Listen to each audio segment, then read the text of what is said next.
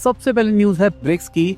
तो ब्रिक्स ने पहली बार इंडियन रुपी बॉन्ड रिलीज करे है। ये बहुत ही बड़ी बात है भाई। अगर हम आरबीआई की बात करके चले तो उनका स्टांस थोड़ा क्लियर हो रहा है। पिछले 11 साल में पहली बार देखने को मिला है कि आरबीआई ने डॉलर परचेज नहीं किए हैं, क्योंकि अगर देखा जाए 2014 से अभी तक हमारी करेंसी 30% घटती हुई दिखाई दी है। बाकी अमित शाह जी ने बोला है कि इंडिया और यूएस के जो टॉक्स है, जो ट्रेड टॉक्स है, वो जल्दी ही अनाउंस हो सकते हैं। अभी यूएस वाले वापसी आ गए हैं, ट्रेड डिस्कशन चल रही है।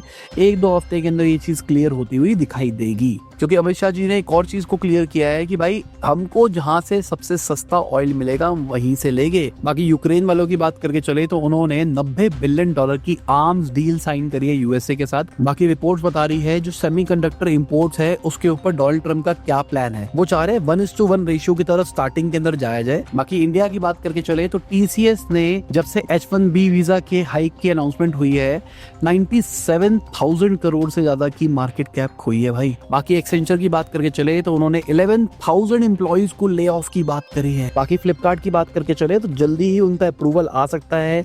इंडिया में अपना पूरा डोमिसाइल शिफ्ट कर रहे हैं क्योंकि जल्दी ही उनका आईपीओ आता हुआ दिखाई देगा। इसके अलावा अगर हम क्योर फूड्स की बात करके चले तो बिनी बंसल जी ने 160 करोड़ रुपए डाला है कंपनी के अंदर। अगर हम देहात की बात करके चले तो उन्होंने 270 करोड़ का लॉस रिपोर्ट किया है फाइनेंशियल ईयर 25 के अंदर। इसके अलावा अगर हम इनोवेट की बात करके चले तो भाई इनका प्रॉफिट 97% घटता हुआ दिखाई दिया है। 1.2 करोड़ पे पहुंच गया फाइनेंशियल ईयर 25 के अंदर। बाकी स्पिनी की बात करके चले तो 423 करोड़ का लॉस रिपोर्ट किया इन्होंने फाइनेंशियल ईयर 25 के अंदर। बाकी रिलायंस की बात करके चले तो उन्होंने बालाजी टेलीफिल्म्स के अंदर अपने स्टेक्स को कम किया है। बाकी अडानी ग्रुप की बात करके चले तो उन्होंने सहारा ग्रुप के 88 से ज्यादा प्रॉपर्टीज को एक्वायर कर लिया है। बाकी टाटा कैपिटल की बात करके चले तो 6 अक्टूबर को उनका आईपीओ ओपन होता हुआ दिखाई देगा। 17,200 करोड़ का ये आईपीओ होने वाला है। बाकी जेएसडब्ल्यू की बात करके चले तो बीवाईडी शाओमी से बात कर रहे हैं इंडिया लॉन्च की। बाकी एफपीआई की बात करके चले तो भाई पिछले हफ्ते 15,000 करोड़ रुपया बेचा गया भाई। इसके अलावा अगर हम ईए की बात करके चले, ईए स्पोर्ट्स, तो ईए वाले $50